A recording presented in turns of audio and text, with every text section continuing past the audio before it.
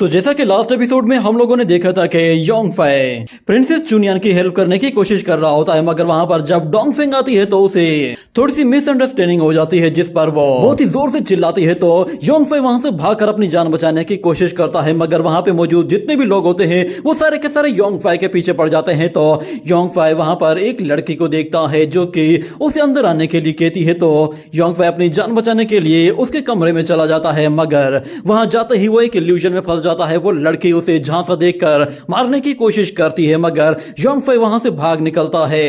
और फिर दूसरी तरफ लियार सीधा डीन के पास चली जाती है और उसे जाकर बता देती है कि उसे योंगफाई पर शक है। आजकल वो सूत्रा लाइब्रेरी में घुसने की कोशिश कर रहा है। उसे लगता है कि शायद योंगफाई ही डीमंस का साथी है जो कि उनके लिए काम कर रहा है।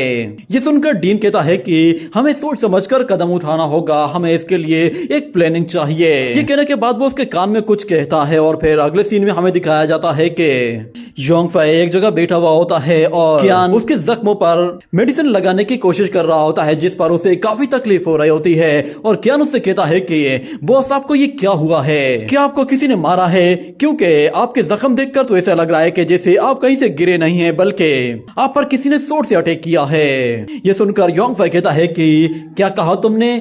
सोड अटैक? तुम्हारे बॉस को कोई भी हर्ट नहीं कर सकता। ये कहते हुए वो थोड़ा तेज मेडिसिन लगा देता है, जिसकी वजह से योंगफाई को काफी दर्द होने लगता है। मगर फिर कियानो से बताता है कि बॉस लगता है कि शायद आपको एक बात मालूम नहीं है, मगर मैं आपको बताता हूँ कि हमारे शेनलान अकेडमी और शानवू अकेडमी के बीच में एक कंपटीशन शुरू होने वाला है और इसका नोटिफिकेशन भी सब लोगों को दिखा दिया गया है। यहाँ तक के रून फॉरेस्ट को भी सभी पार्टिसिपेंट्स के लिए ओपन कर दिया गया है। मगर योंगफाई कहता है कि मुझे ऐसे कंपटीशन में कोई इंटरेस्ट नहीं। तुम देख नहीं रहे कि मैं पहले ही कितनी फाइट करके जख्मी हो चुका हूँ। मगर फिर कियान कहता है कि मास्टर आपको शायद मालूम नहीं होगा, मगर प्रिंसेस ने कहा है कि हमें इस कंपटीशन में पार्टिसिपेट करना चाहिए। हमारी प्रैक्टिस करने के लिए ये सबसे अच्छा मौका है और अगर हम लोग नहीं जाएंगे तो फिर हमारी जगह कोई और ले लेगा। ये सुनकर योंगफाई कहता है कि अच्छा वो भला इतना पॉजिटिव कब से सोचने लगी? तो कियान कहता है कि जब से उस शानवू अकेडमी के डिसाइपल के साथ उसने फाइट की है, तब से लेकर अब तक वो इस अकेडमी कंपटीशन के बारे में ही सोच रही है। और वैसे भी मैं भी आप लोगों की तरह ही बहुत ही ज्यादा स्ट्रॉन्ग बनना चाहता हूँ, मगर बदकिस्मती से मुझे सूत्रा लाइब्रेरी में जाकर साफ सफाई का काम करना पड़ेगा और आप भी अगर वहां पे नहीं जाएंगे तो मुझे लगता है कि हमारी अकेडमी को बहुत ज्यादा नुकसान होगा। मगर सुनकर योंगफाई के दिमाग में ख्याल आता है और वो कहता है कि अच्छा तो ये सूत्रा लाइब्रेरी में ड्यूटी देने जा रहा है। वो फिर कियान से कहता है कि मेरी बात सुनो, तुम उस कंपटीशन में हिस्सा लेना चाहते हो ना, तुम वहां चले जाओ, तुम्हारी जगह मैं जाकर ड्यूटी करता हूँ। ये सुनकर कियान बहुत ही खुश हो जाता है और कहता है कि क्या वाकई में आप मेरी जगह वहां पे जाओगे? तो योंगफाई कहता है तुम बेफिक्र हो जाओ, मैं बहुत ही अच्छे से सफाई करूंगा। और फिर अगले सीन में हमें दिखाया जाता है कि योंगफाई वही टोकन लेकर सीधा सूत्रा लाइब्रेरी में जाता है। वो वहां पर साफ सफाई का काम कर रहा होता है और इतने में जब वहां पर एक मास्टर आता है तो वो योंगफाई से कहता है कि सूत्रा लाइब्रेरी के अंदर अब कोई भी नहीं है, तुम अपना काम खत्म कर लो तो तुम भी जाकर आराम कर लेना।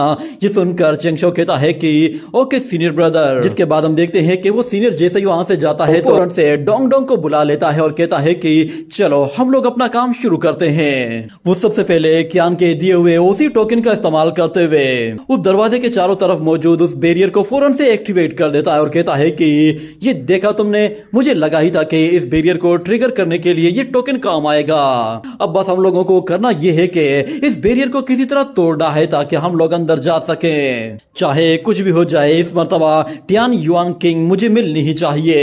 ये कहने के बाद वो फौरन से पीछे चला जाता है और अपने हाथों से एनर्जी जनरेट करते हुए उस दरवाजे पर पंच मारने के लिए अपनी सारी एनर्जी को अपने एक हाथ में इकट्ठा करने के बाद वो जैसे ही उस दरवाजे पर जाकर पंच मारता है तो वो बैरियर टूटने के बजाय उल्टा योंगफाई को ही वापस पीछे धकेल देता है। ये देखकर योंगफाई भी बिल्कुल हैरान सा रह जाता है और वो कहता है कि ये बैरियर तो सच में बहुत ही ज्यादा स्ट्रॉन्ग है। जिसके बाद वो फौरन से अपनी वही जायंट सोर्ड बाहर निकालता है और कहता है कि इसके बारे में क्या ख्याल है, इससे तो ये दरवाजा टूट जाना चाहिए।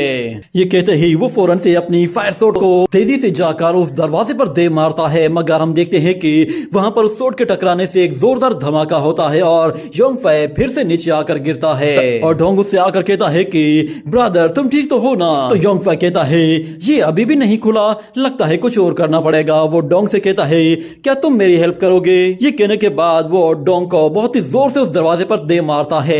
इसी तरह वो बार बार कोशिश करता ही रहता है और उसे आइडिया ही नहीं होता कि इतने ज्यादा शोर मचाने की वजह से वहाँ पर कोई आ जाएगा। वो उस दरवाजे पर अपनी सारी ट्रिक्स यूज कर चुका होता है मगर कोई भी फायदा नहीं होता, जिस पर वो कहता है कि मैंने अपनी सारी फायर टेक्निक्स यूज कर ली है मगर कोई भी फायदा नहीं हो रहा। मगर पीछे से डीन आ जाता है और वो कहता है कि ऐसा करो, तुम वाटर टेक्निक यूज करके देख लो। ये सुनकर चेंगशो कहता है कि हाँ ये आइडिया अच्छा है, मगर फिर उसे याद आता है कि ये कौन बोला। वो जैसे ही पीछे मुड़कर देखता है तो पीछे डीन खड़ा हुआ होता है और फिर हमें चेंगशो के चिल्लाने की आवाजें सुनाई देती हैं और देखते ही देखते वहां पर 3 ड्रैगन्स आ जाते हैं जो कि चेंगशो को पकड़कर हवा में ऊपर ले जाते हैं। और चेंगशो चिल्लाते हुए कहता है कि डीन प्लीज मुझे माफ कर दीजिए, आपको गलतफहमी हुई है। वो ड्रैगन उसे ऊपर ले जाकर नीचे छोड़ देता है तो योंगफाई बहुत ही तेजी से जमीन के बिल्कुल पास आ जाता है और गिरने ही वाला होता है कि वो ड्रैगन उसे फिर से पकड़कर हवा में ऊपर ले जाता है। और योंगफाई चिल्लाते हुए कहता है कि प्लीज मुझे माफ कर दीजिए, मुझसे गलती हो गई। मगर वो ड्रैगन तो उसके साथ मजे ले रहे होते हैं, उसे एक जगह से दूसरी जगह फेंकते हैं और फिर वहां से तीसरी जगह, ऐसे ही वो उसे कभी यहाँ तो कभी वहां उठाकर फेंक रहे होते हैं। और फिर मास्टर कहता है कि अच्छा बच्चे, तो तुम सूत्रा लाइब्रेरी में घुसना चाहते थे, तुम्हें क्या लगता है कि ये कोई बच्चों का खेल है? अगर आज मैंने तुम्हें सबक न सिखाया तो फिर याद रखना कि तुम आगे चलकर बहुत बड़ी मुसीबत में फंस जाओगे। और दूसरी तरफ हम देखते हैं कि वो ड्रैगन योंगफाई को ऊपर उछाल रहे होते हैं, जिसके बाद योंगफाई चिल्लाते हुए कहता है कि प्लीज डीन मुझे माफ कर दीजिए, मैं गलत था, मुझे ऐसे लाइब्रेरी के अंदर नहीं घुसना चाहिए था।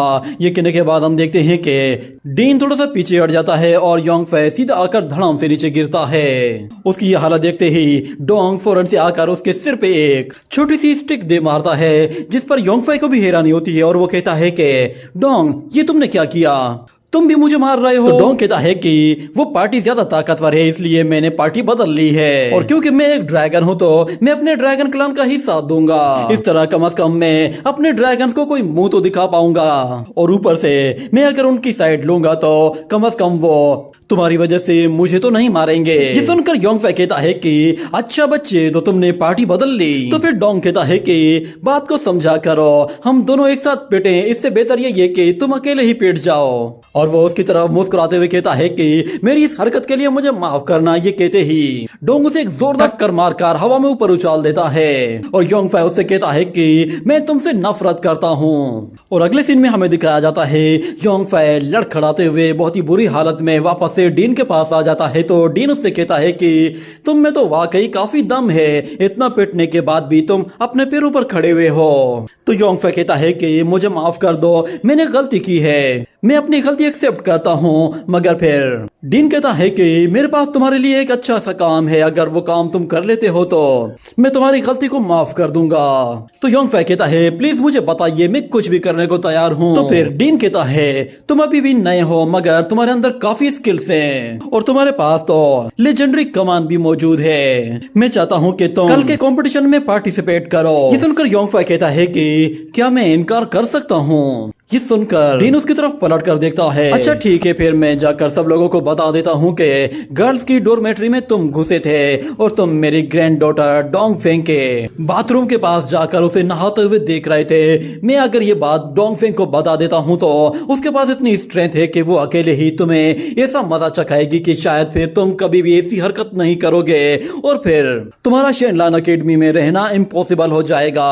बताओ क्या तुम चाहते हो कि मैं ये सारी बातें जाकर बता दूं? ये सुनते ही योंगफाई कहता है कि अरे मैं तो मजाक कर रहा था, आप तो सीरियस ही हो गए। मेरे ख्याल से हमें शानवू अकेडमी को जाकर दिखा देना चाहिए कि हमारे शेनलान अकेडमी में कितना दम है। ये सुनते ही डीन कहता है कि मुझे लगा ही था कि तुम काफी समझदार हो, चलो फिर कल से ही तुम फौरन से गोड वार रूम में चले जाना, वहां पर जाकर तुम्हें काफी अच्छी ट्रेनिंग करनी पड़ेगी। अगर तुम इस कंपटीशन में जीत जाते हो तो मैं तुमसे वादा करता हूँ कि मैं तुम्हें सूत्रा लाइब्रेरी में स्टडी करने के लिए बहुत ही अच्छा टाइम दूंगा, तुम जब दिल चाहे वहां पर जा सकते हो। ये सुनते ही योंगफाई बिल्कुल हैरान से रह जाता है और कहता है क्या वाकई में? मैं अभी जाकर अपनी तैयारी करता हूँ। ये कहते ही वो वहां से फौरन से 9-11 हो जाता है और फिर डीन कहता है कि बच्चे तुम्हें क्या लगता है कि मेरे सामने कोई चालाकी दिखा पाओगे? और फिर हमें दिखाया जाता है वहां पर लियार को, वो भी वहां पर अपीयर हो जाती है जो कि काफी टाइम से छुप कर इन दोनों को देख रही थी। और फिर डीन उससे कहता है कि अब सब कुछ तुम पर डिपेंड करता है। और इस तरफ हमें दिखाया जाता है कि प्रिंसेस चुनियान और कियान दोनों ही उस कंपटीशन में पार्टिसिपेट करने के लिए उस गोट वार फॉरेस्ट में मौजूद होते हैं। इतने में अचानक उन लोगों के सामने कुछ पावरफुल ज़ॉम्बीज बाहर निकल आते हैं जो कि बहुत ही ज्यादा खतरनाक लग रहे थे। उन्हें देखते ही कियान कहता है कि प्रिंसेस तुम पीछे हट जाओ, मैं इन्हें देखता हूँ। ये कहने के बाद वो जैसे ही आगे बढ़ने लगता है तो प्रिंसेस खुद ब खुद ही आगे बढ़ते हुए उसे पीछे धकेल कर अपनी सोड लेते ही उन्हें मारना शुरू कर देती है। वो ज़ॉम्बीज प्रिंसेस के आगे बिल्कुल रेत की दीवार की तरह गिरते ही जा रहे होते हैं। वो पल भर में ही उन्हें बहुत ही बुरी तरह मारते हुए पूरा का पूरा मैदान ही साफ कर देती है। एक भी ज़ॉम्बी ऐसा नहीं था कि जो उसके आगे टिक पाता। वो उनका खात्मा करते हुए कहती है कि क्या लगता है कि मामूली से ज़ॉम्बीज मेरा कुछ बिगाड़ पाएंगे। और ऊपर से हमें योंगफाई को दिखाया जाता है, उसके साथ डोंग भी होता है। वो कहता है कि प्रिंसेस तो सच में काफी ज्यादा हार्ड वर्क कर रही है, लगता है कि अब मुझे भी खुद को इम्प्रूव कर लेना चाहिए। वो योंगफाई के कंधे पे चढ़कर बैठ जाता है और कहता है कि चलो हम भी उनकी जाके मदद करते हैं। इतने में योंगफाई को फील होता है कि कोई उसके बिल्कुल पास से होके गुजरा है, जिसके बाद वो डोंग से कहता है कि इन्हें इनका काम करने देते हैं, हमारे पास एक और जरूरी काम है, चलो पहले हम अपना काम करके आते हैं। ये कहते ही वो फौरन से उस शख्स का पीछा करता है जो कि उसके बिल्कुल पास से होके गुजरा था। योंगफाई उसका पीछा करते हुए अपनी स्पीड बहुत ही ज्यादा बढ़ा देता है और फौरन से उस जगह पहुंच जाता है जहां पे वो बंदा छुपा हुआ था। वहां पे जाते ही योंगफाई कहता है कि चलो आ भी जाओ, मैं जानता हूं कि तुम काफी टाइम से मेरा पीछा कर रहे हो। ये कहने के बाद हमें मून नेशन किंगडम की एक लड़की को दिखाया जाता है जो कि पहले भी योंगफाई के साथ फाइट कर चुकी थी। उसे देखते ही योंगफाई कहता है कि तुम लोग दोबारा से यहाँ पे। वहां पर वो सारे के सारे लोग मौजूद होते हैं और इस मर्तबा वो तीनों के तीनों एक साथ ही उस पर हमला करना चाहते थे। और फिर वहां पे मौजूद ग्वान उससे कहता है कि तुम जानते हो ना कि हम तुम्हारा पीछा कर रहे हैं, उसके बावजूद भी तुम इस जंगल में अकेले फिर रहे हो, तुम्हारी हिम्मत की दाद देनी पड़ेगी, मगर बदकिस्मती से अब तुम्हारी मदद करने वाला यहाँ पर कोई भी नहीं। ये सुनते ही डोंग गुस्से में आकर खड़ा हो जाता है और कहता है क्या तुम लोग अंधे हो, तुम्हें दिखाई नहीं देता कि मैं भी इसके साथ हूँ। मगर योंगफाई कहता है कि इन तीनों से लड़ने के लिए मुझे किसी की हेल्प की जरूरत नहीं है। ये सुनते ही फिर वो लड़की अपने विल बर्ड्स का इस्तेमाल करते हुए योंगफाई पर हमला करती है और दूसरी तरफ ग्वान भी जमीन के रास्ते उस तक पहुंचने की कोशिश करता है और तीसरी तरफ वो तीसरा डीमन एक स्पेल का इस्तेमाल करते ही अपनी पपेट बॉडी को समन करता है और उसके साथ उस पर हमला करने के लिए जाता है। ये देखते ही योंगफाई अपनी पावर का इस्तेमाल करते हुए बहुत सारे स्पिरिचुअल हैंड्स क्रिएट करता है और तेजी से उस लड़की की तरफ आगे बढ़ते हुए उसके सारे बर्ड्स को उन स्पिरिचुअल हैंड्स के जरिए अटैक करते ही पूरी तरह से डिस्ट्रॉय करके रख देता है। और फिर ग्वान उस पर नीचे से जाते ही हमला करने की कोशिश करता है तो योंगफाई वहां से पीछे हट जाता है, मगर ग्वान उसका पीछा करते हुए फौरन से उसके पास पहुंचने की कोशिश करता है और अपने चाकू के जरिए उसे मारने की कोशिश करता है, मगर योंगफाई उसके हर एक अटैक से बचते हुए पीछे जा रहा होता है। उसे जैसे ही मौका मिलता है तो वो ग्वान के हाथों से वो दोनों के दोनों चाकू छीनकर उसी के ही हाथों पर दे मारता है, जिससे उसे बहुत ज्यादा तकलीफ होती है। मगर इतने में योंगफाई देखता है कि वो तीसरा डीमन तेजी से उसकी तरफ आ रहा है। उसे देखते ही योंगफाई फिर से अपनी वो फायर सोर्ड निकाल लेता है जो कि एक हार्ट बर्निंग सोर्ड होती है। उस सोर्ड के साथ वो बहुत ही तेजी से उस पपेट के पास जाते ही उसकी बॉडी के 2 टुकड़े करके रख देता है और फिर उन लोगों से कहता है कि तुम तीनों फौरन से यहाँ से दफा हो जाओ, क्योंकि ये शेनलान अकेडमी का ट्रेनिंग ग्राउंड है। अगर मेरी जगह यहाँ पर कोई और आ गया तो फिर तुम लोगों के लिए बहुत बड़ी मुसीबत हो जाएगी, इसीलिए खुद को जल्दी से हील करो और यहाँ से दफा हो जाओ। ये सुनकर वो पपेट कहता है कि हम लोग यहाँ से तब तक नहीं जाएंगे जब तक हम लोग अपना प्राइड वापस ना ले लें। और तुम ये कैसे कह सकते हो कि इस वक्त हम लोग यहाँ पर सिर्फ 3 लोग मौजूद हैं। इतना कहते ही अचानक से योंगफाई के पीछे से कोई उस पर हमला करता है तो योंगफाई वहां से पीछे हट जाता है। वहां पर असल में एक लड़की होती है जो कि योंगफाई से कहती है कि मेरे प्यारे लवर,